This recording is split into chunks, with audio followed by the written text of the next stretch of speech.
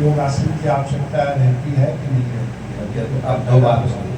पहला प्रश्न। हाँ, योग का मतलब होता है ध्यान, योग का मतलब होता है मेडिटेशन, योग का मतलब होता है समाधि।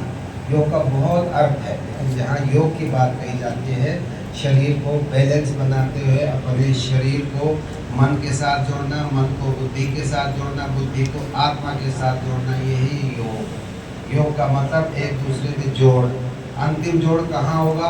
परमात्मा से, आत्मा से। ये है योग। जब तक आत्मा तक नहीं पहुँचेगी तब तक हमारा योग सिद्ध नहीं हुआ। ये हो गया योग। अष्टांग योग पतंजलि जिन दिया सब लोग जानते हैं। यम, नियम, आसन, प्राणायाम, प्रत्याहार, धारणा, ध्यान, समाधि, विसर्ग, सवितर्क समाधि, निर्बीज समाधि। तो ये पतंजलि जी ने आत्मदर्शन तक कैसे आत्म साक्षात्कार आपका होगा तब तक का पूरा रास्ता बताया। ये है योग।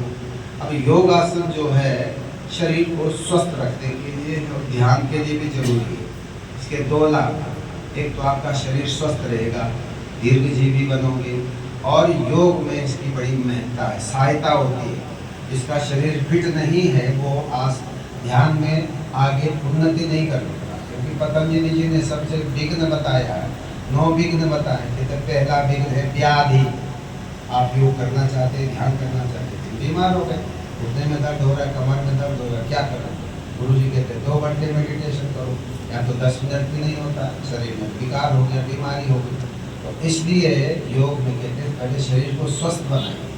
तो आसनों के द्वारा, प्राणायाम के द्वारा हम अपने शरीर को स्वस्थ करते हैं, ताकि हम बहुत देर तक भगवान का चिंतन निर्विघ्नतया कर सकें। तो विघ्न ना है, हमारा मन लग जाए अच्छी तरह से, जिस ध्येय में हम अपने मन को लगा रहे हैं वो हम लगा सकें। इसलिए हमारा शरीर का स्वस्थ रहना बहुत जरूरी है। पतंजलि जी ने कहा भैया सबसे पहले विघ्न आएगा व्याधि। व्याधि में रोग। जब हम अपने शरीर को संतुलित नहीं रखते हैं, आहार विहार हमारा खराब है, न सोने का टाइम है, न खाने का टाइम है, न जगने का टाइम है, न युक्त आहार विहार का पालन नहीं करते। भगवान ने कहा युक्त आहार विहार, समय पर सोइए, समय पर जगिए, है ना, समय पर खाइए, उचित मात्रा में खाइए, सात्विक भोजन कीजिए। यदि ऐसा हम करते, इसके बाद हम मेडिटेशन करते, तो उससे, उस ध्यान से समस्त रोगों का, आपके आदि व्याधि, शरीर के रोग और मानसिक रोग, ये मनोरोग, ये कायिक रोग